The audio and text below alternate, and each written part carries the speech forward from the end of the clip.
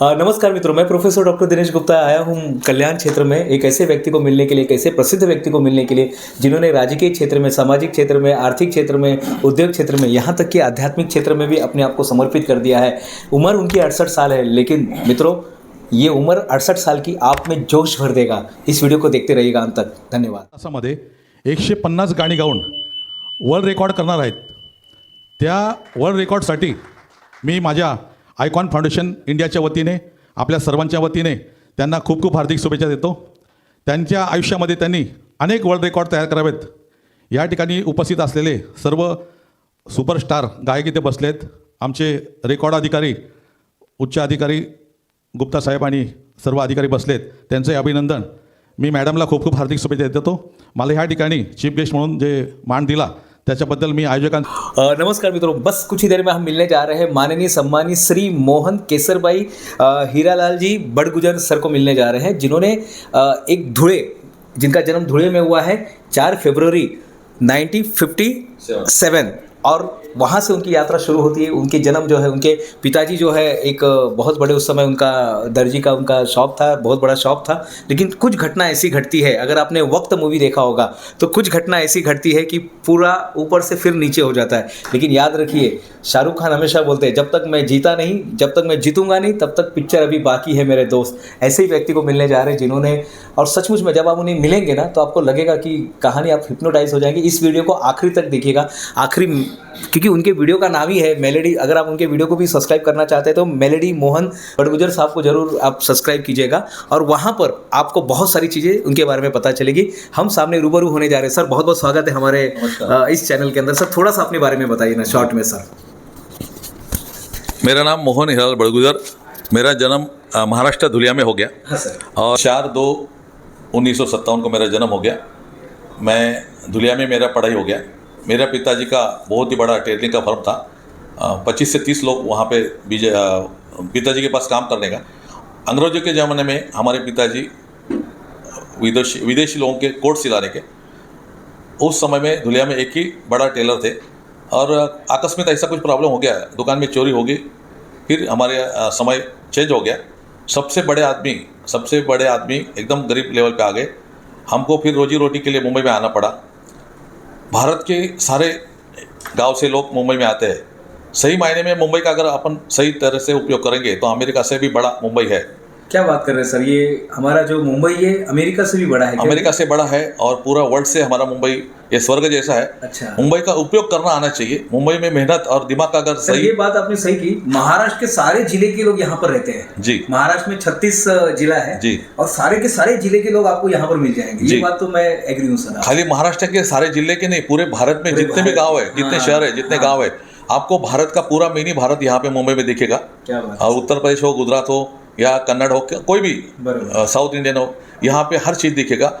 और ये 1978 में मैं रेलवे में ज्वाइन हो गया। अच्छा। रेलवे के अंदर एक छोटा सा पोस्टिंग के ऊपर ज्वाइन हो गया मैं, और देखते देखते मैंने रेलवे के अंदर रेल कामगार सेना का अध्यक्ष हो गया। क्या बात है। स्थानीय लोकाधिकार समिति का उस समय में बाला साहेब ठाकरे जी ने मराठी लोगों को मान सम्मान प्राप्त करने के लिए लोकाधिकार समिति स्थापन की थी। उसका मैं 35 साल अध्यक्ष था। 2012 में तक मैंने रेलवे के अंदर काम किया, और 2012 में मैंने VRS ले लिया, क्योंकि मैं 35 साल रेलवे के अंदर सेवा करते करते, यूनियन का काम करते करते, कामगारों का और प्रशासकीय काम करते करते, प्रशासक, अधिकारी और कामगार, इनके अंदर जो दुआ करके मैं काम करता था। कामगारों को कुछ प्रॉब्लम है तो अधिकारी के पास जाके वो कामगारों का प्रॉब्लम सॉल्व करने का है, और कामगारों को, अधिकारी को कुछ कामगार अगर काम नहीं मानते तो कामगार को भी समझाने का, उनसे भी काम करा के लेने का, ताकि कामगारों को भी अच्छा पगार मिले, प्रशासकीय अधिकारी को भी अच्छा काम करने को सेवा मिले, और दोनों की वजह से रेलवे की सेवा अच्छा मिले। रेलवे की सेवा अच्छा होने की वजह से अपने को समाज के अंदर अच्छा एक माहौल पैदा हो सकता है। जो लीडरशिप क्वालिटी है आपके अंदर की, जो लीडरशिप क्वालिटी जिसको बोलते हैं, नेतृत्व कला, ये कहाँ पर बनी सर? ये रेलवे में ही बनी मुझे लगता है। ये हम रेलवे में आए वैसे वहाँ पे हमने, ऐसा तो हमारे घर में कोई नेता नहीं था। हाँ। हमारे घर के अंदर मैं पहले ही राजकारण के आया हूँ। मेरे बाद में मेरा सिस्टर पुष्पाताई बड़गुजर है, वहाँ पे धुलिया में है, वो नगर सेविका बन गई। मैंने उनको राजकारण में लाया था। उसके बाद हमारी भाभी है, वो उनको भी राजकारण में हमने लाया धुलिया के। वो बीजेपी की जिला अध्यक्ष थी। माजी तो सर जिल्हाध्यक्ष आपके होते. अंदर नेतृत्व गुण कहाँ से आए? नेतृत्व गुण जो आपके अंदर, जो लोगों की समस्या, लोगों से बात करना, प्रशासकीय अधिकारी से बात करना, इसके लिए तो हिम्मत चाहिए सर। ये हमारे माँ बाप के गुण हैं. हमारे पिताजी और माताजी भी बड़े डेयरिंगबाज थे, उन्होंने भी बहुत से समाज सेवा की थी. अच्छा। उनकी वजह से तो शायद ये आपको मैं विरासत परिवार से ही मिला जी, है, आपके जी। अंदर जो सामाजिक जी। कार्य करने की जो भावना थी। जी। बहुत बढ़िया सर। तो आपने सर 2012 में बीआरएस ले लिया। और हाँ, मैंने 2000 रेलवे में काम करते समय मैं पार्ट टाइम जॉब करता था बाहर भी, जो है जैसा कपड़े बेचना है, कुछ करना है, और समाज के अंदर वहाँ पे मैं वागले स्टेट में रहने का, वहाँ पे छोटा तो सा एमआईडीसी सर, वागले स्टेट बोले तो एक एमआईडीसी है. बहुत बड़ा तो एमआईडीसी वागले स्टेट में मैं वहाँ पे शांतिनगर में रहता था, रोड नंबर 27 में. वहाँ पे छोटे छोटे बिजनेस मैंने कटले का दुकान लगाया, फटाके का लगाया, रक्षाबंधन में रक्षा का लगाया, और जो सीजन वाइज सीजनल जो रहते जी थे। जो आपने एमएससीबी का भी सर वो किया होता ना? यस एमएससीबी का लाइट बिल केंद्र बनाया. हम वहाँ पे रेलवे के अंदर मैं शिवसेना का लीडर था, और थाना में भारतीय जनता पार्टी का वार्ड सर चिटनीस से लेकर सर थाना. एक सवाल मेरे दिल, आपने सर ये कैटलरी का व्यवसाय चालू किया, फिर छोटे छोटे जो आपने सीजनल धंधे चालू किए, तो सर ये बिल्डर जो आप ये बिल्डर लाइन में आया जितना बड़ा, मित्रों मैं बताना चाहता हूँ, कल्याण में अगर आप बाहर निकलते, कल्याण स्टेशन के बाहर, तो 31 महले की एक बहुत बड़ी बिल्डिंग आपको दिखाई देगी, जिसका निर्माण सर के द्वारा किया जा रहा है, सर की कंपनी द्वारा किया जा रहा है। तो सर ये बिल्डर लाइन में कैसे आ गए सर आप? हम थाना में जो रेलवे में काम करते करते थे, जो पार्ट टाइम बिजनेस करते थे, वहाँ पे थाना में स्टेट एजेंट का काम चालू किया. अच्छा। और देखते देखते हमारे भारतीय जनता पार्टी के अंदर में काम करता था, जिला अध्यक्ष हो गया. वहाँ पे राजन जी लोढ़ा बिल्डर के साथ हमारा पहचान हो गया. वो भी भारतीय जनता पार्टी के होने की वजह से उनका एक मीटिंग में हमारा पहचान हो गया. तो राजन जी लोढ़ा, दीपक जी लोढ़ा, मंगल जी लोढ़ा, आज जो मंत्री है, मुंबई के मंत्री है, उन्होंने मुझे थाना से डोंबली में लाए. और डोंबली में लोढ़ा जी का मैं काम करते करते एक आया, और उनके दिल में जो चाहिए था, जो समाज को कितने समय में कितना फ्लैट बेचना चाहिए, उनके दिल के अंदर जो चीज़ थी उससे भी ज़्यादा हमने करिश्मा करके दिखाया, रिजल्ट दिया. मित्रों एक बात बताना चाहता हूँ, आपकी संगत कैसी है सर का? देखिए सर भले ही कहीं पर भी थे, सर के माँ बाप क्या काम करते थे, कौन से गांव से थे, लेकिन सर की संगत सबसे इंपॉर्टेंट है. सर की संगत, सर आपकी जो संगत थी सर, वो आपको बहुत अच्छी मिली. यानी आपने ऐसे संगत में अपने आप को रखा जहाँ पर अच्छे लोग अपने आप को ग्रो करते गए. संगत गुप्ता जी, संगत मिलती नहीं है, उसको लेना पड़ता है. क्या बात? संगत हमारे जिंदगी में, हम जैसा मैं लीडर था, और लीडर होने की वजह से या रेलवे कर्मचारी होने की वजह से सारे चीज़ में अच्छे लोग मिलते हैं, बुरे लोग मिलते हैं. आप किसके साथ कैसा व्यवहार करना है, उसको कितना अच्छे लोग का नज़दीक लेना है, बुरे लोग को लंबा छोड़ना है. तो मुझे और भी आपको बताने में ज़रा अभिमान लगेगा, मुझे गर्व होता है कि हमारे ठाणे जिला के कमिश्नर, पुलिस कमिश्नर थे भुजंगराव मोहिते साहब, शिवाजीराव बोडके साहब थे, वो भी ज्वाइंट कमिश्नर थे, दत्तात्रेय कराळे साहब थे, अभी है कराळे साहब है. तो ये सारे पुलिस कमिश्नर इतने अच्छे पोस्ट के ऊपर काम उन्होंने किया है. वो इतना ऊपर के लेवल में इतना समाज सेवा का अच्छा काम किया जाता है. ऊपर के जो लोग हैं वो इतना अच्छा काम करते हैं, उनके पास कुछ भी मैं काम लेके गया, उन्होंने बहुत ही मेरा अच्छा काम किया. और आज भी मुझे लोढ़ा साहब है या कमिश्नर साहब है, सबका सहयोग मिलता है. और उसके वजह से ये अच्छे लोग मिलने के कारण मैं समाज सेवा, राजकारण करते समय मुझे अच्छा गरीब लोगों की सेवा करने को मिलती है. उनको जो छोटे छोटे प्रॉब्लम रहते, गरीब लोगों के बड़े बड़े प्रॉब्लम नहीं रहते, लेकिन छोटे छोटे प्रॉब्लम सुलझाने में भी कुछ हमारे नेता लोग भी गड़बड़ करते हैं. लेकिन सर आप इतने सारे लोगों को मिले, आप मुख्यमंत्री साहब हमारे जो अभी फिलहाल जो हमारे हाल ही में जो मुख्यमंत्री है एकनाथ शिंदे साहब, उनको आप मिल चुके हैं, उनके साथ आपकी दोस्ती है. हमारे जो फडणवीस साहब है, उप मुख्यमंत्री साहब है, उनको आप मिल चुके हैं. काफ़ी आपका यानी वो पक्ष की बात अलग है, लेकिन आपके अंदर की मैत्री बहुत अच्छी है. इसी मैत्री में मैं एक सवाल पूछना चाहता हूँ. हमारे जो सुप्रीमो है, शिवसेना के जो सुप्रीमो थे, हमारे सम्माननीय हिंदू हृदय सम्राट बाला साहेब ठाकरे साहब जी, तो उनकी मुलाकात, और सर यानी कैसा अनुभव था सर? मैंने एक तस्वीर में आप दोनों का फोटो साथ में देखा है. तो आप लोग का जो क्योंकि आप इतने बड़े व्यक्ति को मिलने जा रहे हैं, तो कैसे वो अनुभव कैसा था सर जब आप मातोश्री को उनको मिलने गए? मैं बचपन से ही बाला साहेब ठाकरे को बहुत मानता था. और एक समय ऐसा है रेलवे के अंदर जब मैं काम कर रहा था, और मुंबई अगर बंद करना है तो 2 ही लोग बंद कर सकते थे वो ज़माने में, एक बारिश और दूसरा बाला साहेब ठाकरे. क्या बात? बस दोनों के अंदर ही मुंबई बंद करने का और महाराष्ट्र बंद करने का ताकत था. आज तो बारिश तो बंद कर सकता है, लेकिन बाला साहेब नहीं है मुंबई बंद करने के लिए. बाला साहेब ठाकरे जी का मुझे ऐसा एक योगायोग से अनुभव मिला. एक मुलुंड में बाला साहेब ठाकरे ने एक कुछ हत्याकांड हो गया था पंजाब में. बाला साहेब ठाकरे ने पूरा मुंबई बंद करने का आदेश दिया. वो बंद के अंदर मैं शामिल हो गया था, और एक रेलवे एक्सीडेंट के अंदर बाला साहेब ठाकरे की जगह मैंने जान बचाया था.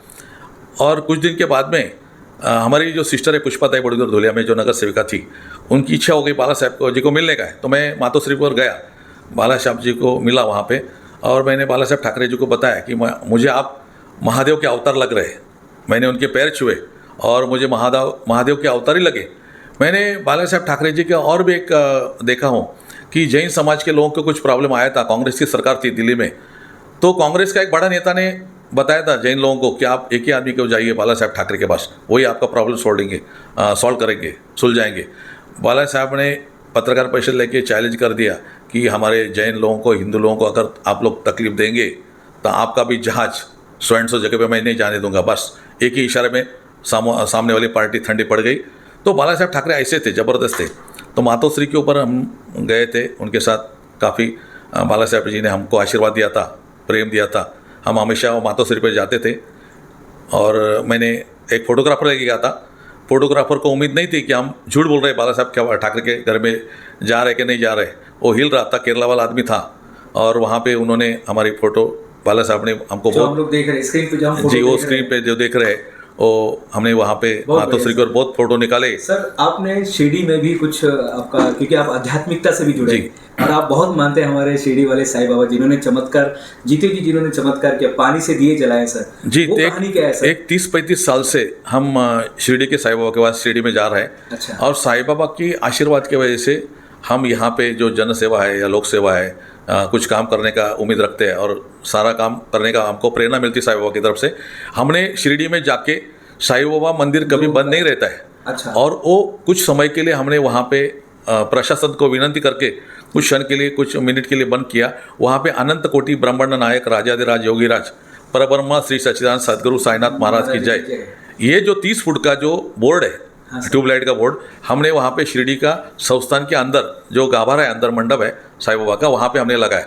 साईं बाबा की प्रेरणा की वजह से हम यहाँ पे, आप अभी शिरडी कभी जाओगे तो ये जरूर दिखेगा, वहाँ पे गाभारा के मंदिर के अंदर जाने के बाद आपको ये पूरा श्लोक दिखाई देगा, सच्चिदानंद महाराज जी की जय, अनंत कोटि ब्रह्मांड नायक। ये जो पूरा श्लोक है ये सर के द्वारा ही है ना, सर को ही वो मौका मिला, यानी कराने वाले तो ऊपर थे लेकिन माध्यम सर आप ही थे। साईं बाबा के आशीर्वाद जो हो गया, हाँ, साईं बाबा के आशीर्वाद से आपको ही माध्यम बना के वो आपने लगाया। उसी तरह हमने 5555 दिए जो आप जलाते हैं, ये 15 साल से आप ये लगातार ये जी जी। तो ये क्या है सर? ये मैं डोंबिवली में रेजेंसी स्टेट में रहता हूँ। मित्रों मैं बताना चाहता हूँ, महाराष्ट्र में डोंबिवली नाम का एक छोटा सा शहर है जहाँ पे सर अभी रहते हैं। इसके पहले सर ठाणे डिस्ट्रिक्ट में, ठाणे में रहते थे, अब वो डोंबिवली में रहते हैं। हाँ सर। 15 साल से मैं डोंबिवली में रहने का आया हूँ और रेजेंसी स्टेट एक बड़ा अध्याव सोसाइटी है, वहाँ पे एक साईं बाबा मंदिर है। और मैं 15 साल से 5555 दिवा का वहाँ पे दिवाली के टाइम में जो लक्ष्मी पूजन रहता है उस दिन मैं आयोजन करता हूँ वहाँ पे। और चंदा किसी से कुछ ऐसा कुछ तो वहाँ पे मैं दीप प्रज्वलन करता हूँ और काफ़ी बड़ा उस दिन का वो महाराष्ट्र का सबसे बड़ा त्यौहार रहता है। 5555 दिवा उस दिन कोई नहीं लगाता है, खाली यहाँ पे डोंबिवली में साईं बाबा के मंदिर के अंदर हम लोग 5500 दिवा लगा के दिवाली साजरी करते हैं। इसका कारण ऐसा है कि साईं बाबा ने वो जमाने में पानी से दिए जलाए थे। उस चीज़ का, वो घटना का उजाला देने के लिए मैं ये 5555 दिवा का प्रज्वलन करता हूँ। मुझे बड़ा आनंद मिलता है। और ये कार्यक्रम में राजकीय, सामाजिक और पुलिस अधिकारी सारे सम्मिलित होते हैं। वहाँ पे हम लोग प्रसाद का भी अच्छा व्यवस्था करते हैं। और ये 15 साल से मैं जो कार्यक्रम कर रहा हूँ, किससे चंदा नहीं लेता हूँ, ये साईं बाबा की कृपा से होता है और मुझे बड़ा आनंद मिलता है। इससे राम उसमें सर हनुमान चालीसा में बोला जाता है, आपन तेज संभालो आपन। तो आप समर्पित, आपका मैंने देखा सर, आप बहुत समर्पित भाव से काम कर रहे हैं। जी जी। बहुत युवाओं को सर क्या आखिरी का एक संदेश 2 लाइन में बताया, युवाओं को क्या करना चाहिए? आज का युवा सर मोबाइल में अटका हुआ है, उसको लगता है कि पढ़ाई से कुछ ज्यादा महत्व नहीं होता है, या अपने आप को उसको लग रहा है युवा बेकार बैठा हूँ। तो युवाओं को सर क्या करना चाहिए कि वो आगे बढ़े? युवा और युवती आजकल तो पढ़ाई ज़्यादा कर रहे हैं और लेकिन मोबाइल के अंदर ज़्यादा करके अटक जा रहे हैं। सवेरे शाम को, रात को 1-1, 2-2 बजे तक मोबाइल खेलते रहते, गेम खेलते रहते, उसमें टाइम पास मत कीजिए। सही मायने में देखा जाएगा तो मैं अभी सिंगर भी हो गया हूँ और ये गुप्ता जी अभी जो सामने आए हैं ये वर्ल्ड रिकॉर्डर है और उन्होंने जो मेरी एक मुलाकात का जो काम किया है, तो एक 4-5 साल से कोरोना समय अपने पास आया और कोरोना की वजह से मुझे ऐसा लगा कि मेरे अंदर कुछ टैलेंट है और सिंगिंग का जो टैलेंट है, कोरोना के वजह से मुझे पता चला रेजेंसी के अंदर जो हम कुछ सीनियर सिटीजन का जो हॉबी जो छंद है वो हम लोग बर्थडे साजरा करते हैं, उसमें कुछ कलाकार गाने गाते हैं, तो उनको देख के हम क्यों नहीं ऐसा गाना गा सकते, इसलिए मैंने ये कोरोना सर की वजह से एक आपसे रिक्वेस्ट है, एक बढ़िया सा 2 लाइन कोई गीत, आपका फेवरेट गीत सुना दीजिए ना सर। मुझे मालूम यहाँ पे कराके वगैरह कुछ नहीं, म्यूजिक नहीं, लेकिन एक थोड़ा सा 2 लाइन कोई भी, जो आपके फूलों के रंग से, दिल की कलम से, जो आपका फेवरेट है। फूलों का तारों का सबका कहना है, 1000 में मेरी बहना है, सारी उम्र हमें संग रहना है, फूलों का तारों का सबका कहना है। वाह, तो साथियों, कि हम लोग कुछ भी कर सकते हैं और करने की उम्मीद चाहिए, जिद चाहिए। मैं रात को 3 बजे उठकर भी गाना बाय हार्ट करता हूँ। अभी 300 सर, से आपने कोई तालीम ली थी क्या इसकी, कोई नहीं, हमने कोई तालीम नहीं ली।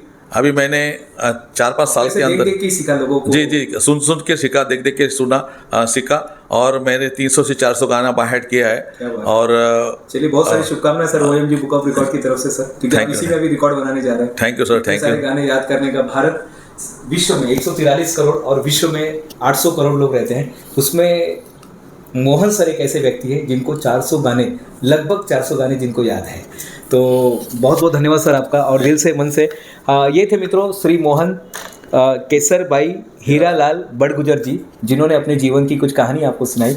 हम यहाँ पे रोकना नहीं चाहते, मुझे पता है आप पूरी तरह से गुंग हो गए होंगे इस कहानी को सुन के, लेकिन सच में ऐसा व्यक्ति इस पृथ्वी पर रहता है जिन्होंने इतने सारे क्षेत्र में अपना योगदान दिया है और हर क्षेत्र में वो सफल बने। उन्होंने रेलवे में गए, वहाँ पे सफल बने, वहाँ पर वो सर्वोच्च पद पर जाके पहुँचे। वो राज्य के क्षेत्र में गए, वहाँ पर बड़े क्षेत्र में पहुँचे। वो सामाजिक क्षेत्र में उनको अभी 4 तारीख को उनको नेशनल पुरस्कार PNG की तरफ से दिया गया। वो अभी बिल्डर लाइन में है, तो बिल्डर लाइन में वो कटलरी नहीं बेच रहे साहब, किटलरी में नहीं है, वो अभी बहुत बड़े बिल्डर बन गए हैं। ये मिलीमीटर अब किलोमीटर बन गया है। तो मित्रों, यही बनाना चाहता हूँ, बस शुरुआत कर दो। सर की कहानी से जो मुझे सीखने को मिली, शुरुआत कर दो। आपको शुरुआत करना है, आपको लोगों को साथ में लेके चलना है, आपको अपने अंदर का नेतृत्व गुण, लीडरशिप जिसको बोलते हैं, उसको बाहर निकालना है। अपने अंदर की हॉबी को जिंदा रखिए साहब। रिकॉर्ड बनाने के लिए कहते हैं साहब, रिकॉर्ड बनाने के लिए कोई उम्र नहीं होती, ये आज आपने साबित कर दिया है। रिकॉर्ड बनाने के लिए कोई उम्र की जरूरत नहीं होती है, रिकॉर्ड बनाने के लिए जुनून की जरूरत होती है। मैं प्रोफेसर डॉक्टर दिनेश गुप्ता फिर मिलूंगा इसी तरह से एक प्रसिद्ध व्यक्ति के साथ, ऐसे ही एक सम्मानीय व्यक्ति को मैं आपके सामने लेकर आऊंगा। तब तक के लिए धन्यवाद। धन्यवाद सर। धन्यवाद।